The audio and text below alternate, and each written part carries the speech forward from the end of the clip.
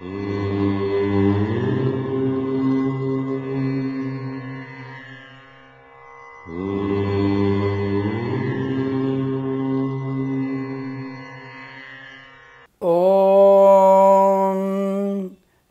గురుభ్యో నమః. హరి ఓం. భాస్కరాయ సుతీర్థాయ దేవదేవాయ రంహసే బహురూపాయ శర్వాయ ప్రియాయ ప్రియవాససే. అందరికీ నమస్కారం.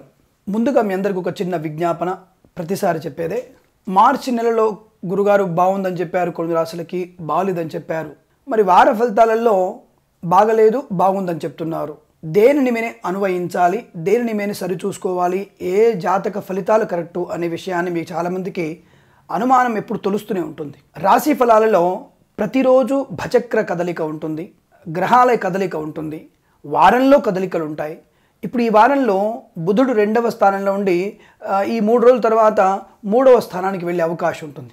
బుధుడి యొక్క గమనము 27 రోజులు అనుకుందాం, కుజుడి గమనము 27 రోజులు అనుకుందాం.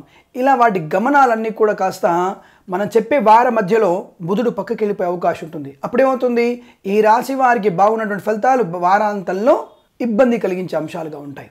కాబట్టి వారం మొత్తం కూడా బాలేదన్నారు, నెల మొత్తంలో బాగుందని చెప్పారు. సూక్ష్మ పరిశీలన, కాస్త పెద్దగా పరిశీలన, ఈ రెండు కూడా పరిశీలనలోకి తీసుకొని మేము జాతకాలు చెప్పాల్సి ఉంటుంది. జన్మ జాతకాన్ని ఎక్కువగా మీరు ఎవరికైనా మంచి పండితుడికి చూపించుకున్నట్టయితే సరైనటువంటి ఫలితాలు మీకు ఉంటాయి. మాస ఫలితాలలో ఒక భాగం, వార ఫలాల్లో ఒకలాగా ఉండే అవకాశాలు ఖచ్చితంగా ఉంటాయి. ఈ వారంలో ఈ రోజున చేసేటువంటి పనులలో పరిపక్వత ఎంత ఉంటుంది, బలం ఎంత ఉంటుంది, దానివల్ల వచ్చేటువంటి మంచి చెడుల భావాన్ని మేము చెప్పేటువంటి ప్రయత్నమే జ్యోతిష అంశాలు. మరొకసారి మీ అందరికీ నేను సూచన చేస్తున్నాను, జ్యోతిషం సూచకం శాస్త్రం. ఇది మీకు ఒక ఉత్తమమైనటువంటి అడ్వైజ్ని చేసేటువంటి ఆయుధంగా ఉపయోగించుకోవాలి. జ్యోతిషం అనేది దాదాపుగా వజ్రాయుధం లాంటిది. దీనిని అనుసరిస్తూ అనువయించుకుంటూ మనం చేసేటువంటి పనులలో లాభాన్ని నష్టాన్ని రెండింటినీ కూడా సమాంతరంగా పరిశీలించుకొని ఏ రోజున మనం పని చేస్తే ఉత్తమ ఫలితాలు వస్తాయి, బాగలేని రోజులలో కాస్త జాగ్రత్తగా సామాన్యంగా ఉండేటువంటి ప్రయత్నాన్ని చేయమని చెప్పడమే జ్యోతిష శాస్త్రం యొక్క సూచన.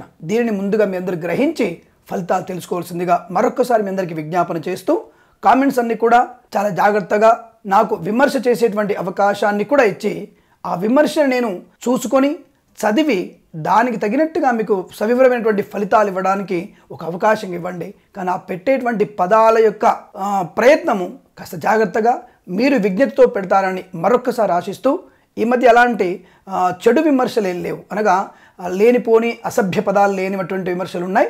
కొద్దిమంది మాత్రం రాశిచక్రంలో ఈ వారం మొత్తం బాగలేదంటున్నారు, ఏం చేయాలి మరి అంటే, ఇంట్లో కూర్చోమని కాదు. దయచేసి మీరు ఆ విషయాన్ని బాగా వినండి. మీరు చేసే పనులలో దైవ ఆరాధన, భక్తి, నమ్మకము, విశ్వాసముతో కలిసి చుట్టూనటువంటి వ్యక్తులని మనం ఏ స్థాయిలో మనం ఆ పని చేస్తున్నామా అన్న విషయాన్ని క్రోడీకరించుకొని మీరే కనుక ఆ పనులు చేస్తే తప్పకుండా మీకు అనుకూలంగా ఉంటుంది. కాబట్టి విషయాన్ని జాగ్రత్తగా అవగతం చేసుకునేటువంటి ప్రయత్నాన్ని చేయండి.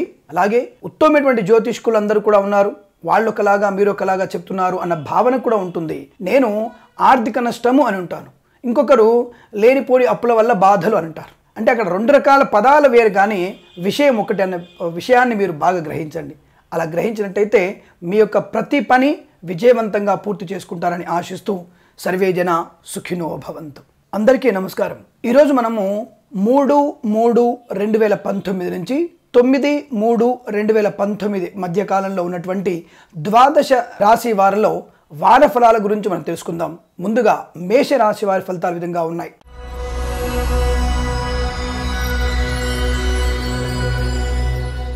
సామాన్యమైనటువంటి ఆర్థిక లాభము, వ్యవహార విజయము, ఉత్తమమైనటువంటి రాజకీయవేత్తలుగా ఎదగడానికి అవకాశము, పోటీ పరీక్షల్లో అనుకూలత ఎక్కువగా ఉన్నప్పటికీ కాస్త దుందుడుకు స్వభావము, అతి ఆత్మవిశ్వాసము నష్టానికి కారణమయ్యే అవకాశాలు ఎక్కువగా కనబడుతున్నాయి. ఆ విషయంలో అత్యంత జాగ్రత్తగా ఉండే ప్రయత్నాన్ని చేయండి. అకాడమిక్ ఎడ్యుకేషన్లో కొంతమంది విద్యార్థులు అల్పమైనటువంటి విషయాల గురించి పరీక్షలకు గైర్హాజరయ్యే అవకాశాలు ఎక్కువగా ఉన్నాయి. ఆ విషయాన్ని దృష్టిలో ఉంచుకోండి. అలాగే ఒత్తిడికి గురి అవ్వకుండా చూసుకోండి. ఎక్కువగా నీరును తాగే ప్రయత్నాన్ని చేయడం ఉత్తమంగా చెప్పబడుతోంది. విద్యార్థులు ఉదయం పూట అనగా ఉదయం 3:30 గంటల నుంచి 5:30, 6 గంటల మధ్య కాలంలో ఎక్కువగా కనుక ఈ రాశి వారు చదువుపైన శ్రద్ధ నిలిపితే అమూల్యమైనటువంటి జ్ఞాపక శక్తితో పాటుగా మీరు చదివినటువంటి విద్య మొత్తం కూడా మీ బుద్ధిలో ఉంటుంది. అటెంప్టేషన్లో తప్పకుండా మీరు ఉత్తమ శ్రేణిలో ఉత్తీర్ణులయ్యే అవకాశాలు ఎక్కువగా ఉంటాయి. విద్యార్థులు తప్పకుండా ఉదయకాలాన్ని వినియోగించుకోవడం మంచిది. స్పెక్యులేషన్స్లో షేర్ మార్కెట్లో 5, 6, 7 తేదీలలో ధనాన్ని పెట్టుబడిగా పెట్టండి. మిగతా రోజులలో కాస్త ఆలోచన, విచక్షణ జ్ఞానంతో ప్రవర్తించడం వల్ల ధనాన్ని కాస్త నిల్వ చేసుకునేటువంటి వారయ్యే అవకాశాలు ఎక్కువగా ఉంటాయి. అనగా ఆ తేదీలో మాత్రమే మీరు ధనాన్ని పెట్టుబడిగా పెట్టండి. షేర్ మార్కెట్లో లాభాలు కలుగుతాయి. స్పెక్యులేషన్స్లో కలిసి వచ్చేటువంటి అవకాశం చాలా స్పష్టంగా ఉంటుంది. వాగ్వివాదాలకి తోడివ్వకండి. వాగ్వివాదాలకి చోటివ్వడం వల్ల నష్టము, ఘర్షణాత్మక వాతావరణము, పోలీస్ స్టేషన్ గడప దొక్కాల్సిన అవసరం ఎక్కువగా ఏర్పడుతోంది. దేశ విదేశీయాన సంబంధ విషయాల్లో 7, 8, 9 తేదీలను కనుక మీరు బాగా వినియోగించుకున్నట్టయితే విదేశీయానంలో ఉద్యోగము, వ్యాపారము, విద్యా సంబంధ విషయాల్లో అనుకూలవంతమైన శుభస్థితి పొందడానికి అవకాశాలు బలంగా ఉన్నాయి. తీర్థయాత్ర సేవన ఆనందాన్ని కలిగిస్తుంది. కుటుంబ సభ్యులతో మమేకమవుతారు. అనుకున్న పనులని కూడా ప్రణాళికాబద్ధంగా నిర్వర్తించుకున్నప్పటికీ కొన్ని కార్యక్రమాలు పోస్ట్పోన్ అవ్వడం లేదా ఆలస్యం అవ్వడం లేదా కొన్ని కార్యక్రమాలు పూర్తిగా వదిలేయాల్సిన పరిస్థితి కూడా ఏర్పడడానికి అవకాశం ఉంటుంది. కుజుడి యొక్క అనుగ్రహం పూర్తిగా లేనందువల్ల స్నేహితుల వల్ల అనర్థము, అరిష్టము, ధన నష్టము, వాహన ప్రమాదం కూడా పొంచి ఉందని గుర్తుంచుకోండి.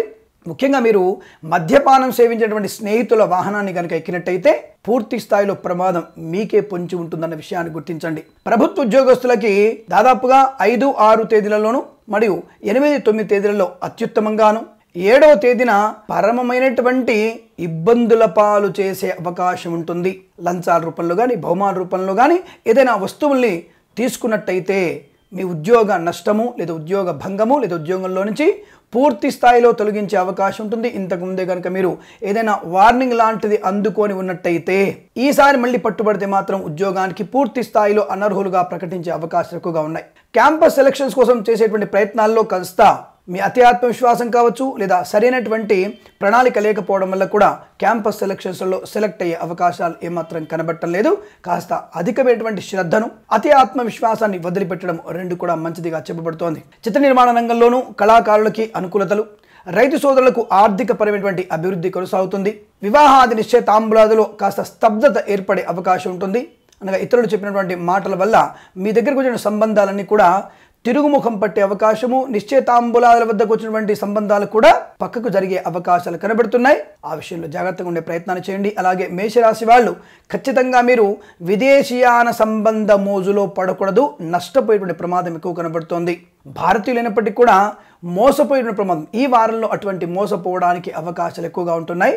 విలువైనటువంటి వస్తువులు మిమ్మల్ని నుంచి దొంగిలించబడడం కానీ లేదా మీరు ఎక్కడైనా మర్చిపోవడం కానీ జరిగే అవకాశాలు ఎక్కువగా ఉన్నాయి. అటువంటి విషయాల్లో జాగ్రత్త వహించండి.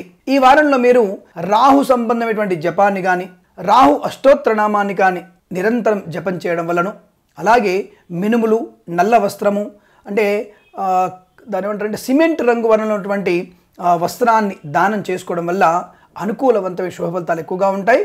ఈ వారంలో మంగళవారము, ఆదివారము 2 రోజులు ఉపవాస దీక్ష లాంటిది కనుక మీరు చేసినట్టయితే కాస్త ఆరోగ్య విషయంలో అనుకూలవంతమైనటువంటి శుభ స్థితి మీకు పొందే అవకాశం ఎక్కువ కనబడుతుంది. అటువంటి ప్రయత్నాన్ని తప్పకుండా చేయండి.